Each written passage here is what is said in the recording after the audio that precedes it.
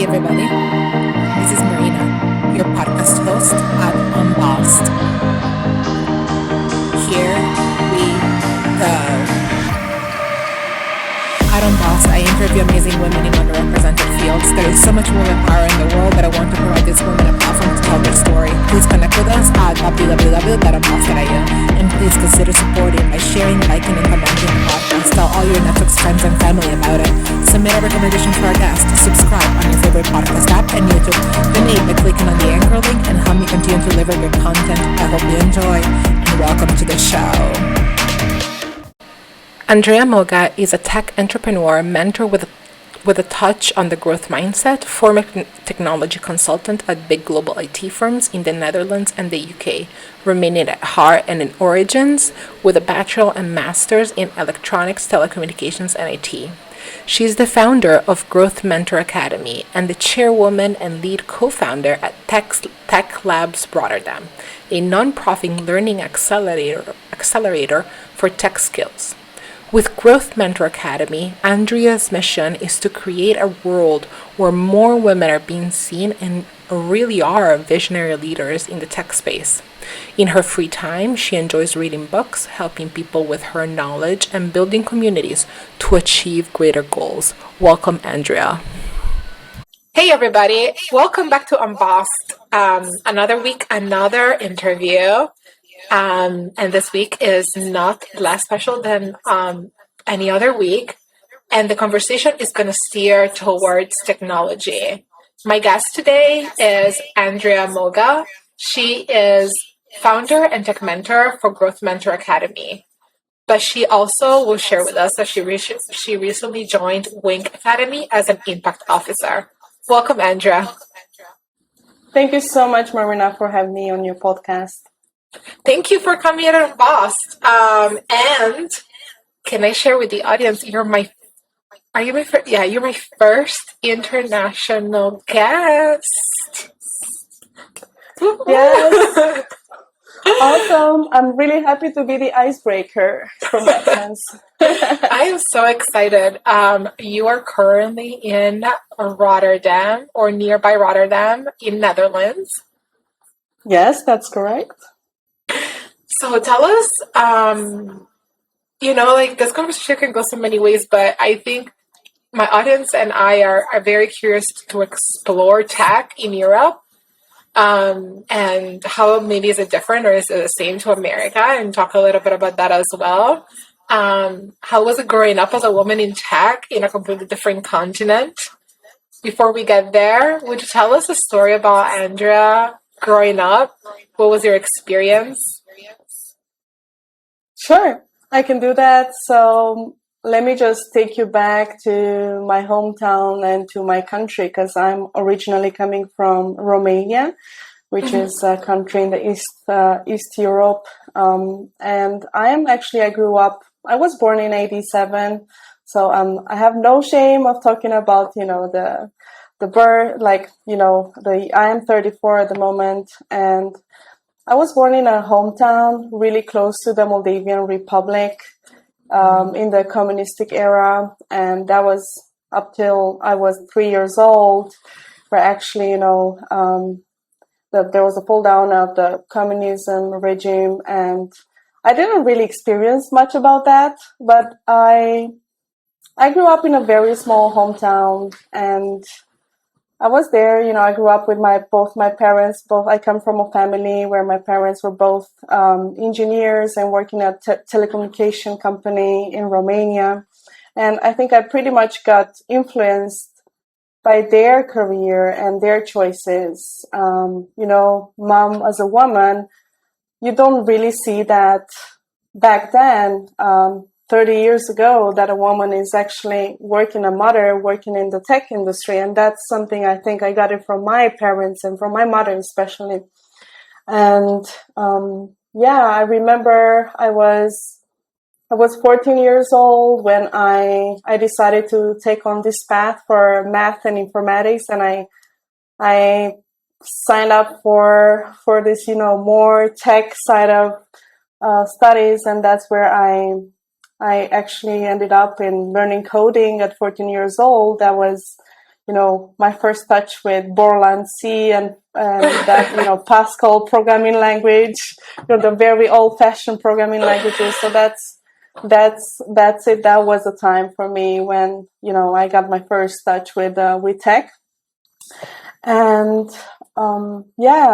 when I was 18 years old, I went on and I signed up for Bachelor in Electronics and Telecommunications in Romania.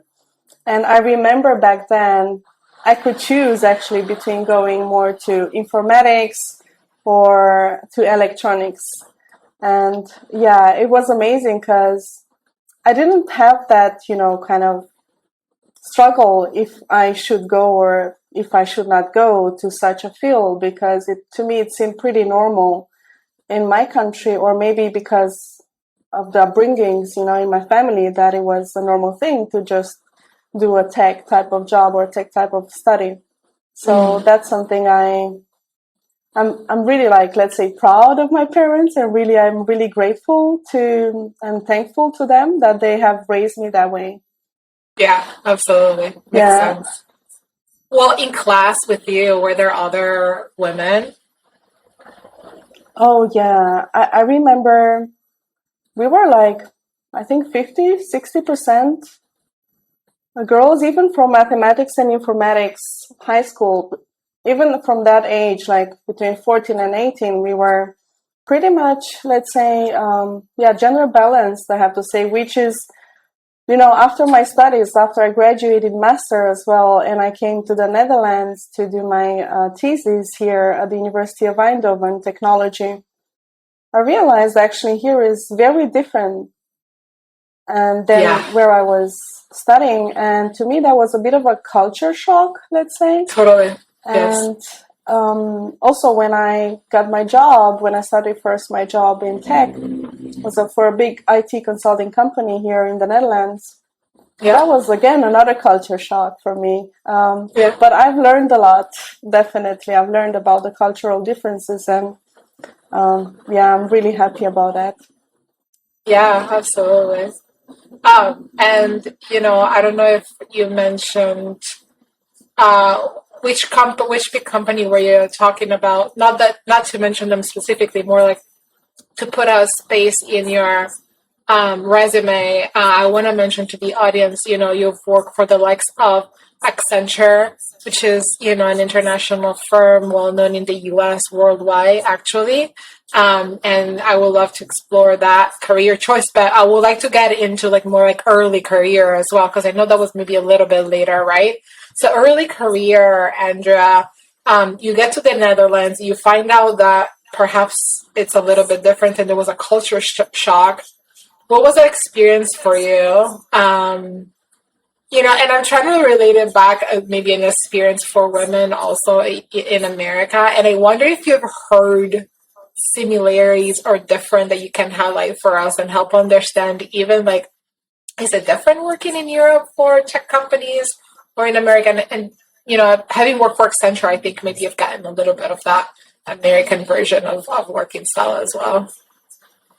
Yeah, absolutely. I have noticed and I have experienced different work cultures as well between these two companies. So I've worked for CGI, probably I can mention that. So that's CGI of Accenture, which is also a Canadian IT consulting company.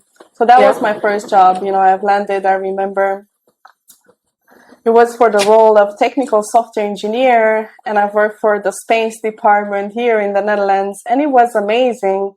I really much liked it because I think I'm coming with a bit of a biased, let's say, answer or experience, because I didn't really have this focus or this kind of expectation or doubts that I will probably fail because I'm a woman, or I probably won't be good enough in the tech space, probably because I was raised with this, or maybe because I was surrounded by, this type of gender balanced classrooms and sessions. And if I look back, actually, because this was something I kind of reflected on it, because I've seen this, I didn't quite understand this women in tech movements for a while. So I had to, that's pretty, a little bit, it may sound a little bit funny, but later on I understood why, because there is a lot of history, and a lot of cultural values which are different between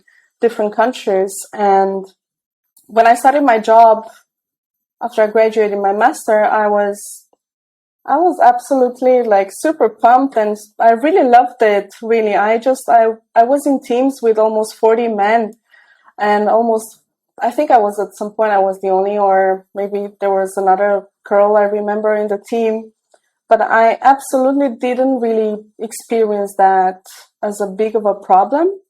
However, later on, I kind of became more aware of certain things, how you're being listened to when you're saying your point in some engineering teams, for example, just because, there is a little bit of probably cultural expectations that you're part of, that maybe because you're a woman, you may not be prepared enough, or you may not be in the right state of really, just having that knowledge. But actually, I've noticed that very later on. So it took me a bit of time to actually understand why is it like that.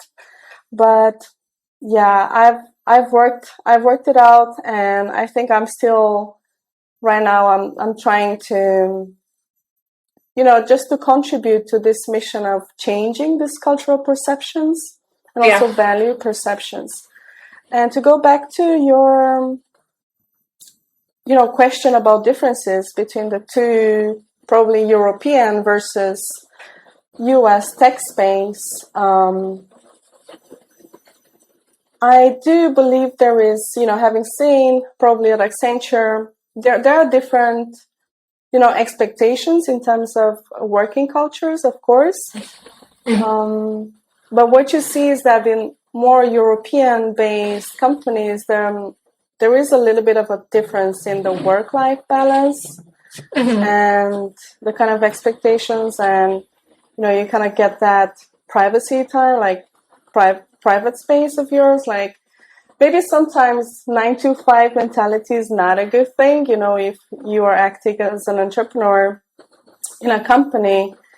But for most of the European values here, I think we appreciate a lot this work-life balance, what we see. And it's not only in the tech space, it's also for other companies as well. So that private time and space is kind of respected, let's say, from your colleagues, by your managers. And that's something I think I could say about this. Nice. Thank you. Thank you for that reflection. I appreciate that. It's just something that remained with me. You said like your first role was a technical software engineer, and it's just interesting how, the naming it's a silly point, but it's like just interesting how they named it technical software engineer. What is a non-technical software engineer? I don't know. I know, right? I was like, I don't know why that's the case. I loved your experience, like of utter, just, I think like you were deep with your role, regardless of what was happening. Maybe not regardless, but like, I've interviewed women that have said, I have no idea what imposter syndrome is because I've never experienced that. And I am, and I feel like this is potentially something that you've also experienced, like the fact that you did not have imposter syndrome. You felt right in place. You felt like you work hard. You got where you're supposed to be. I'm not less than anybody else. And I do agree that a lot of that it's happening today as well, where like there's a lot of entry level roles that do not feel any different than others, and that the barriers really start becoming more of a thing as we get into the higher ranks, or as we strive for promotion, or as we strive to lead in bigger initiatives, bigger teams, and bigger projects. So double tapping a little bit also like on that experience. Also, not that the other part is not interesting, but also like just to understand what are some of the barriers you have experienced and how you've thought about overcoming those barriers, or are you helping other women overcoming those barriers, would be very interesting for me to hear. Sure. Well, definitely, when it comes a time you're starting your career, so just want to go back to 8 years when I started my career. It was perfectly fine, just work hard, keeping that mindset up, just trying to prove, because you're always in that state, like you're new, you're a newbie, you want to prove that you know stuff, you can deliver on the project. So that's definitely, but then there comes a time when you want something more, right? You want to go to the next level. You want to go, I don't know if it's climbing the ladder, on the corporate ladder, but, striving for that promotion, striving for, just going for that recognition from your team.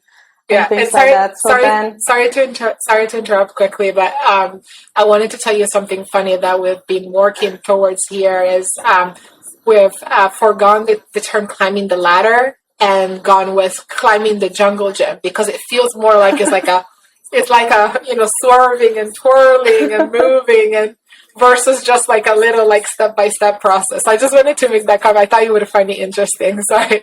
That's super interesting. I think it actually became more like that, right? Climbing. Can you say that again? Climbing the jungle gym. Yeah. That's awesome. So then, then there comes this time, you want to get that recognition, and then when you see you don't get it, then you probably start sitting a little bit of self-doubt and really start questioning yourself. Am I really enough? Am I really worth it? Am I doing something good? Am I, doing something wrong? And then you get into this, this imposter syndrome.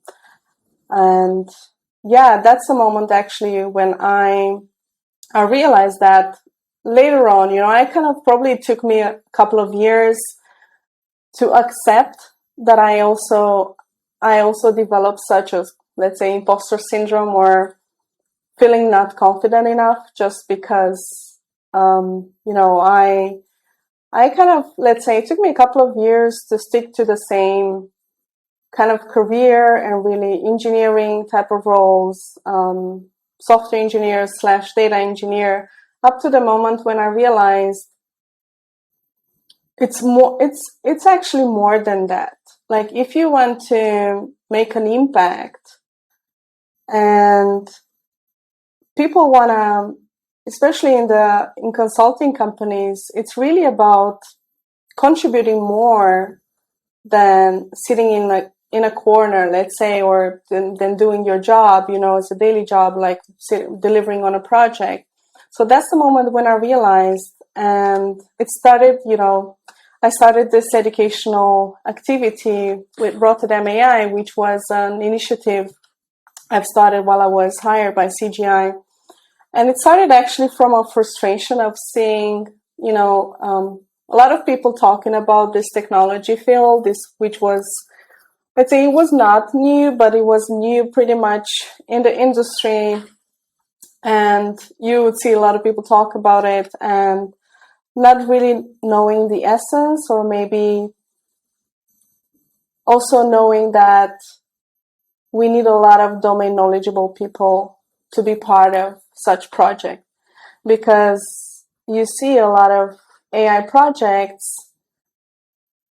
Most of the AI teams at the moment, they are only data scientists, very tech oriented, all these hard skills present in the teams, but then we're missing a lot of the domain knowledge. So that's the moment when I took the initiative and kind of started, let's say, I triggered or I ignited that leader inside of me. And I started, created a boot camp with a bunch of engineers from other companies, and we were giving education for free to people in the community, programming, Python language, machine learning, and deep learning. So that's that was the moment when I realized that's something that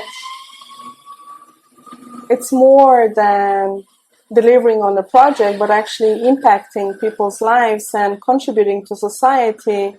And that was a moment when I actually received the reward or the appreciation from people around me and from my company at the same time. And to me, it was such an eye opener because I thought I just have to do more work. I just have to deliver more before. I just have to be a better engineer to just, prove that I'm worth it. But actually, I discovered this leadership side of mine that actually, it shows I can do much more than that. And I had a huge and a bigger impact than just sitting, on a role of a delivery person in the team. So, Wow. Yeah. That's such a good insight. It's about, I think what I heard, it was about how do you, or instead of thinking about doing more of the same, expanding, and reaching for other areas as well. Right. I think, a lot of us forget about this. We become experts and in certain fields, and then we start delivering, projects in that certain field, but we forget that we could multiply ourselves, or maybe, just by transferring that knowledge and helping other people grow with the same knowledge of an expert that we are. And it's really, because I think we can do much more by educating others with our expert knowledge rather than just doing it alone by ourselves. And I think this is really, I believe, like a strong point also in a lot of companies, a lot of senior people when they're being hired, most of them they're being also checked for this ability of transferring knowledge or of coaching others with their knowledge and their ability, because it's great, if we are senior engineers, senior experts in certain fields, but we can have such a bigger impact when we also know how to and we want to transfer that knowledge. Wow. Yes, absolutely. Thanks for that. That was so insightful. That's really good. And you mentioned you're doing this work through, was that part of the Hub program? No, so this was Rotterdam AI, which was a foundation I've started in 2018, and it was a one-year bootcamps initiatives. But about InnoHub, do you want me to talk about InnoHub right now, or? Yeah, I was gonna say you have a couple of these type of roles in which it looks like you're multiplying yourself. You have Rotterdam AI, InnoHub sounds like is another one potentially, and your current role as a chairwoman, lead co-founder of Techlabs Rotterdam, which is a quite known startup organization in Rotterdam. So I was wondering if we can talk about more of that community multiplier, your multiplier factor experience right there, and take that into what's happening with Techlabs today. Sure. Yeah. So just starting, with the Techlabs, just to give a little bit of a background about what Techlabs is. So it's a non-profit learning accelerator started in Germany somewhere in 2017 at the University of Münster in Germany. And we are currently located in 15 cities in the world, mainly Europe, and I think 2 of them in the South America. And in Rotterdam we've started this initiative last year in November. So that's, what we're doing. We're giving free tech education in 4 major areas so far. And that is, data science, AI, UX, and web development.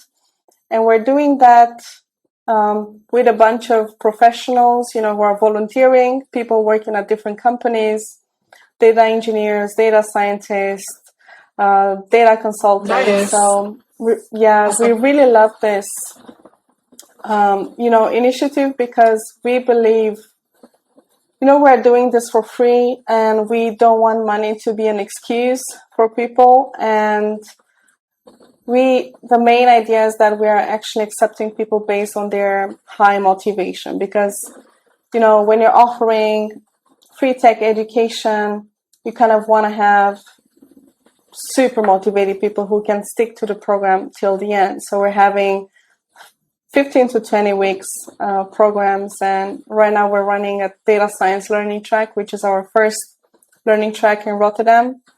Nice. And yeah, it's been amazing. It's really great. What type of people do you see signing up for these type of programs at Techlabs Rotterdam? Yeah, so at Techlabs Rotterdam, we have people, I have to say, from all levels of profession. So we also have fresh graduates, or we even have bachelor students. So we have right now an age range between 19 and 40. And it's amazing. So we have people from different backgrounds. Some of them, they study psychology, some of them economics, some others, they're also software engineers working at companies, but they want to actually get to learn data science, for example. So, and they want to learn Python programming language, which is quite different than a low-level language, that it's mainly used by software engineers. So there is low-level programming languages, high-level programming languages, and Python is a high-level. It depends. I guess probably you know that. So it's very different. And yeah, it's pretty much, let's say, and we also have ladies, we have women, we have, I think it's pretty much 60% male and 40% female at the moment. Wow, that's pretty good. I like that. Are you noticing any patterns in terms of people joining tech? It seems like there's a lot of people that are in tech or aware of tech. Are you seeing people joining tech from other careers as well into this program?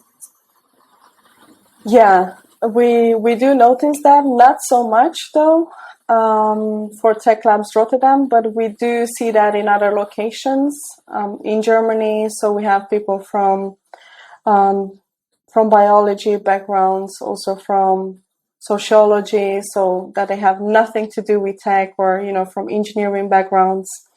They sign up to the programs. Because it's I think one of the main things why they also sign up is because of the coolness of it, and the way we're trying to make this, we're trying to present tech is in a very fun and attractive way. And it's really the sense of the community we're trying to give in here, and not really make it super formal type of education, but we're creating that sense of community where people can meet together on a monthly basis and really mingle and have some social talks as well. So we facilitate that as well. So that's pretty much about the diversity of the group at the moment. Yeah, I love that. Thank you so much. That's really cool. I think this is also a good segue to talk about something that we were talking right before we started, which is creating the talent we want to see in tech. This is, in this case, maybe you're evolving the current talent through Techlabs Rotterdam. But tell me about your theory about creating the talent that we want to see, and how is that aligning now to your current roles? Sure. So this is actually something I've been long advocating for ever since I started Rotterdam AI Initiative. So it was like this. We've been seeing, a lot of companies, and I think this is all over the world. Talent gap, talent, brain drain, people leaving, people going to different countries, and there's no talent, not enough talent to hire to deliver on projects. Startups cannot find seniors, scale-ups cannot find, all kinds of full stack developers or back-end, front-end developers and things like that. So what you see at the moment is that a lot of companies are, I don't know if I want to call it fighting over the same pool of talent. So they're all just, looking at the same, group of people. There's probably, a lot of headhunters aiming for, for the same talents and same people. And the idea is that if this is a problem that we're seeing all over the world or at national level in every country, and we keep complaining about it, why not take the action and actually create that talent and really solve this problem? Because that's, we're all trying to solve problems of society. But I think we would do so much better if companies would put together, efforts, companies and governments and engineers. I think it just starts from people, really. Involving engineers, involving practitioners who are in the field to actually create this new talent or multiply themselves, multiply this knowledge by teaching it to others. Yeah, how do you, it's funny that you say that, because I've been looking at these trends as well, and it's definitely like a buyer's market in the sense that people who have experience in tech right now have definitely an upper hand, or picking whichever role, is best suited for them, whichever pay and whichever work accommodations or flexibility they like. I think there's a lot of opportunity out there. On the contrast of that, I see so many posts on LinkedIn from entry-level and junior folks who have, are throwing all these numbers. I applied today for 160 jobs, or I've been looking for a job in tech. I'm a recent graduate. I've been looking for a job in tech for the last 3 months, and I haven't found anything, and they're asking for help. Have you noticed that as well? And what's happening? What's going on? Yeah, I do have something. I also see this other side, because it's a double-sided problem, right? So we do complain about not finding the right talent. But then what you see is that the juniors, or probably the expectations, or there is a gap between the job descriptions and the talent and capabilities and all the capacities of graduates after, they finish their university. So what you see is that for junior level, sometimes companies are having certain expectations, like already Microsoft Azure experience, right? Using cloud services, and then they want this at an entry level. Meanwhile, no university is teaching, probably, I don't know any university so far that is teaching cloud fundamentals or, anything data engineering with Microsoft Azure or AWS, Amazon services at master level or at bachelor level. So that's also something I've been noticing. I think we would do better if we could lower our expectations in terms of what do we expect from juniors. But also we could do better if we could offer a chance, if we could give the chance to the people and believe in them. Because I see this happening everywhere. Indeed, what you said, a lot of LinkedIn posts, a lot of junior graduates not finding jobs. But it's really a matter of also the company and HR and really giving a chance to these people, I believe. Yeah. So, you said something interesting, which is also about what are they learning? And technology moves so fast that, what they're learning in 4 years of college is in isolation of potentially what's happening in the market.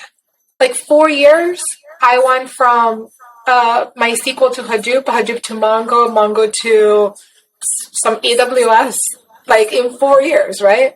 And so like 4 years is what takes a person to graduate for college, at least in the States. And I don't think they have programming that can keep up in such a way that is actually up to date with what is happening in the market.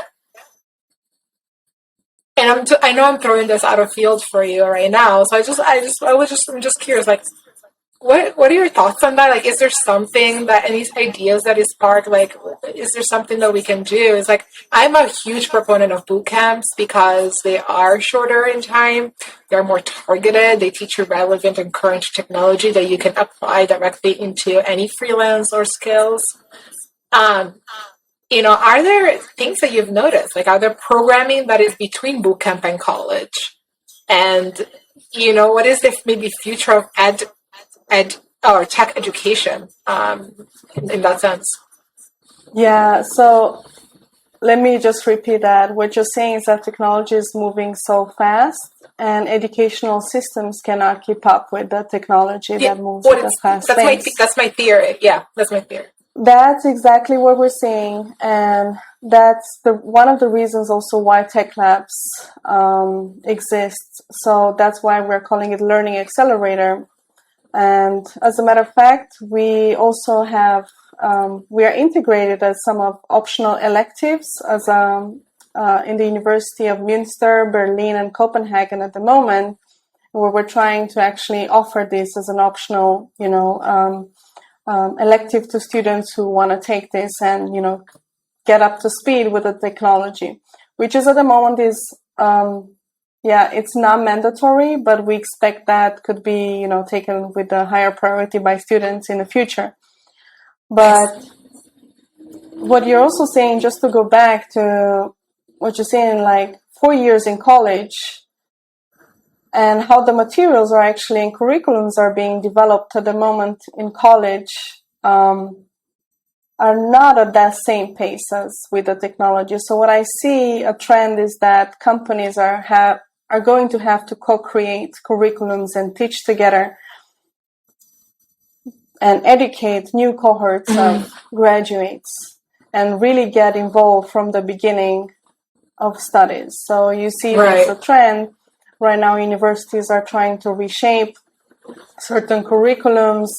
They get in touch also with Techlabs, with us, also with companies. So we're putting together minds, practitioners, and professors from the university to try to bring the two sides together. And also, what I see the trend is that practitioners and engineers who are actually delivering in the field, who are really part of delivery teams, they're going to be the teachers as well. Because what you see in the universities and in college, there's a lot of theory taught by the book, but not really actionable and not really, real world projects.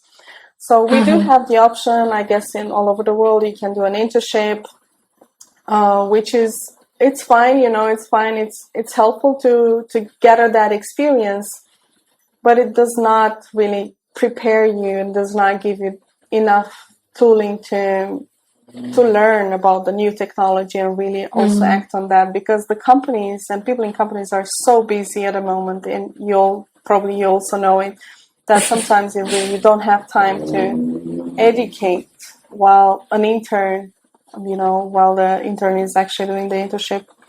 So I do see that practitioners, engineers are going to be showing up more and more on the bench of university to teach the new generation. So that's how I see it happening. Yeah, it's really fun. That sounds really fun. We see that a lot. Also, at Techlabs, we're having mentors from companies, and they volunteer at the moment because we're doing this on a volunteering basis. Yes. Hopefully this could happen, as well as in other countries, and other countries can follow this model, because it's really giving back to the society. And volunteering, it's also, it's really it's a way of therapy for people. It makes you feel good seeing other people grow, seeing, it gives you that fulfillment at the same time. Absolutely. Awesome. Yeah. Thanks so much for that. Let's talk about Growth Mentor Academy and your role as Impact Officer at Wink Academy. I've met you. I didn't mention this in the beginning, but I met you because I attended one of your book programs in which we read together a book, Plato's Lemonade Stand, which was an incredible book, and I appreciate you so much for putting that together. It was a super cool experience. We got to meet the author and ask them questions, and I had a really good time attending Growth Mentor Academy, but I would love to hear your elevator pitch. How did you start Growth Mentor Academy? Why did you see the need to start this company? There is this study done by Harvard Business Review. I don't know if you probably have seen it, but it's also from my experience when interviewing for jobs for companies. And I've also heard it also from other women's experiences, is that when a woman goes to get interviewed for a job, she's being asked questions about her past experience, what she has done, what she's good at. So more questions from the past, and where meanwhile men are going to get interviewed for jobs, they're being asked questions about the future, or about their vision. What is your vision? More type of leadership type of questions. And it's pretty much two sides. So women ask questions from the past, and men ask questions from the future, about the future.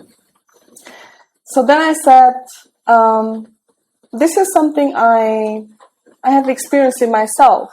Like I've been envisioning a lot of projects, also innovative projects in the companies I've worked for, and I brought in a lot of visionary type of projects, and also the type of education that I've been doing, seeing certain things and insights and observations that comes from a visionary mindset. And that to me was, seeing this happening, that was number one reason why I started Growth Mentor Academy, with the mission of creating or building visionary leaders, women leaders in tech. And nice. That's something I want to multiply again. I want to transfer that knowledge and really shape that thinking, that confidence, that way of connecting the dots, the knowledge, the technology, the information, and give that, narrative to the world. So that's, what I'm doing with Growth Mentor Academy. I'm really happy you're part of one of the book clubs, Plato's Lemonade Stand. So that's one way of, it was not a technology book. The book we have read, it was a philosophy book.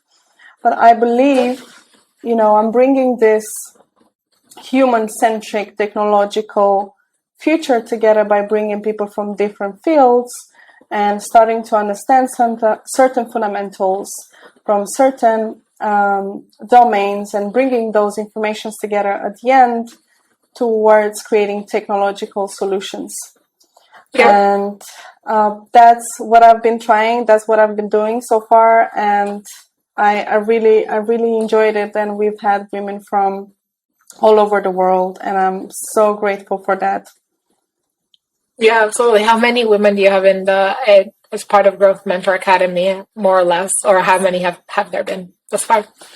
So I've started last year, a couple of months, 5 months already since I've started. So already like 20 women have been part of the program so far, and it's been amazing. And we're still together, and it's amazing. We've had some women right now, they're becoming themselves leaders of the book club and hosting and really taking action and shaping that leadership skill as well. Andrea, how do you do all of this? Like, how do you... I know, right? No, tell me. Running Techlabs, finding your own company, we're going to touch quickly base about this, but, starting a new role as an impact officer, how are you also are you still at InnoHub as well? I've been doing it. No, not at the moment. So that was a short project last year.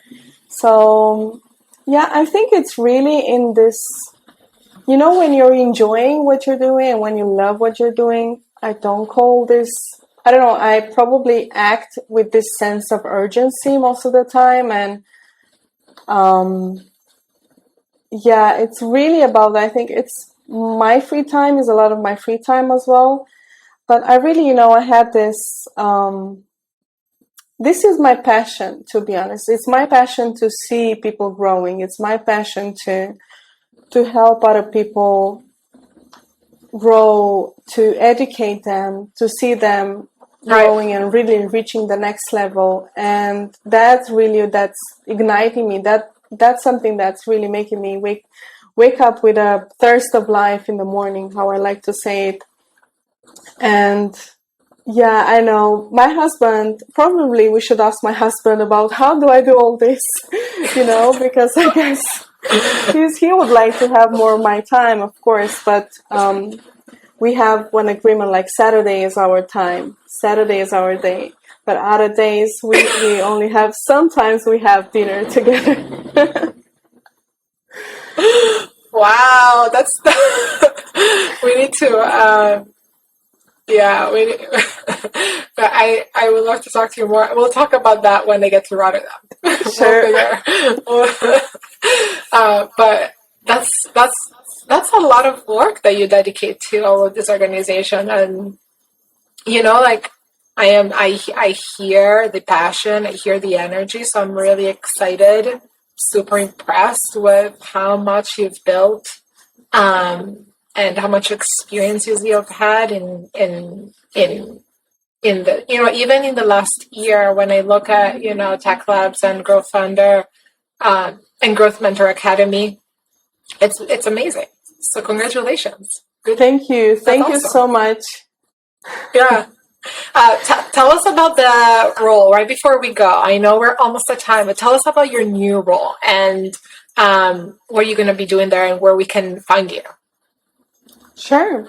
So at WINC Academy, which is WINC, Academy stands for World in Code Academy. It's a company that is delivering software engineering, full stack development, all kinds of courses, very hard skills courses to people who want to learn programming. So it's very much focused on programming at the moment.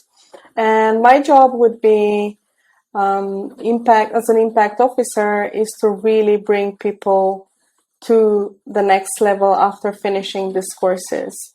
So it's really bringing results in their lives because a course, it's just a course, but actually most of people who are signing up for these courses is that they want to land a job and they want to, find a career. They also want to make a change in their lives because some of them, there are people who want to transition to tech space. So what I will be doing, I'll be taking care of helping people find jobs, but also creating new content of technology education. Because technology moves so fast, again, that we need to create that curriculums, we need to create that content. And together with companies, I will be doing that as well. Love that. Great. Where can people find you, Andreea? So people can find me on LinkedIn, Andreea Moga with double E. It's, Andreea with double E and Moga. So yeah, that's basically where they can find me on LinkedIn, or my email address. That's Andreea with double E at growthmentor.academy. So I'm happy to answer any questions, or if people have any questions, feel free to reach out to me. Awesome. And I'll leave all of the links in the description for anybody who's reaching out. You ready for your outro questions? Sure, I'm ready. What are some of the go-to tools you use for success? My go-to tools I use for success. are mindset trainings. I believe I think it's really important to be in the right mindset when we want to stay focused or when we want to achieve certain goals in our lives. It's like probably Tony Robbins said, like, success of a business is 95% mindset, 5% strategy, or, somewhere in that ratio. And I believe, being in that environment where your mindset is nurtured, or you're feeding yourself knowledge about your mindset, that's something that's setting you up for success. And another tooling would be, these accountability groups. Probably this, you're part of some groups with most like-minded people achieving certain goals, and then you're kind of supporting each other, encouraging each other, empowering each other to achieve these goals. So that's those are the tools. Nice. Love that. What is maybe one thing that we don't know about you? It could be something funny or something personal. It's up to you. Whatever you want. Whatever you want to share. Yeah, something funny, I guess. So I think that's... I know we talked about some other things, but I'm going to leave it open to talk about whatever you want. Yeah. Yeah, so I think about myself, I speak a couple of languages. A lot of people don't know this. I've been speaking French language since I was 8 years old. And I've started learning English since I was 14 years old. So I speak Romanian as my native language. And I also understand Italian. I learned this from my mother because my mom used to work in Italy. And I recently started to learn Chinese, and I speak a couple of Chinese words, and I also understand Spanish. Wow. And you have the time to do all of it. And Dutch, sorry for that. And Dutch language. Yeah. I speak and I work in Dutch language. Of course. Wow, that's amazing. That's really, really cool. What is a book you have gifted the most? A book that I have gifted the most is Chicken Soup for the Soul. Oops. What is it about? I'm really sorry. Can you hear me? I can hear you. Yeah. Can you hear me? Sorry for that. I am just getting an error that we can't access your video. I'm sorry for that. No, I think it's fine. I can still hear you. So, all right. Sorry for that. Do you want to? Yeah, no worries. You said you gifted Chicken Soup for the Soul the most. What about it makes it special for you?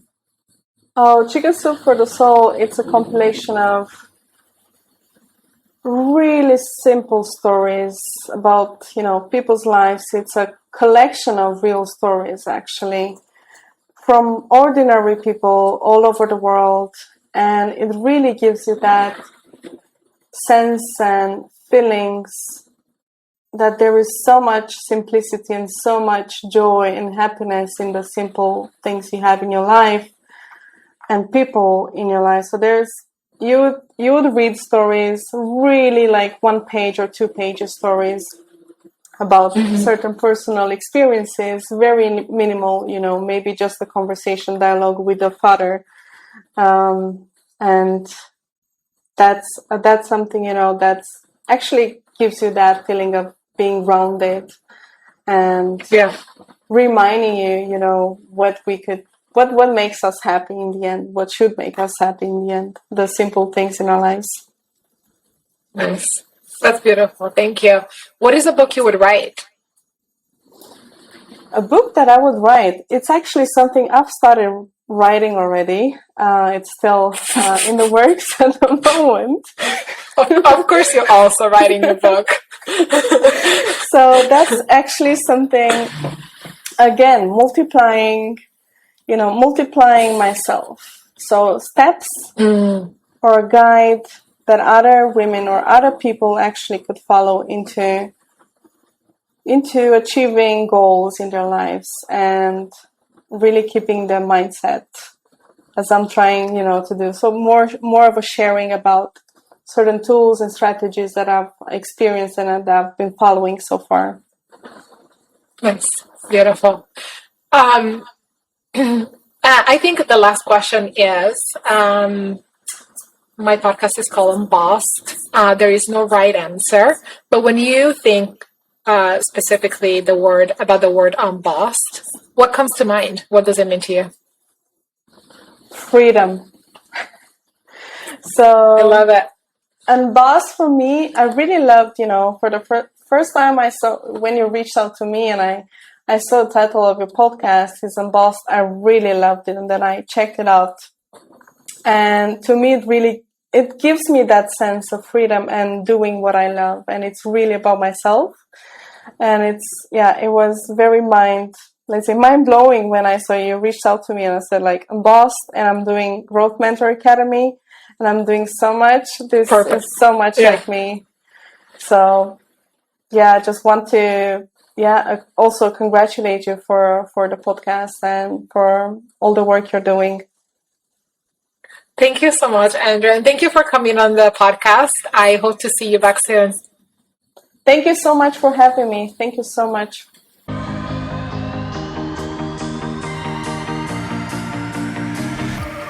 Woo! There you have it. I hope you liked this episode, and please don't forget to share, like, comment on the podcast link. Tell all your networks and friends and family about it. Submit a recommendation for guests at www.unbossed.io. Subscribe on your favorite podcast app. Donate by clicking on the anchor link and help me continue to make great episodes. You can find all this information on www.unbossed.io. See you next time.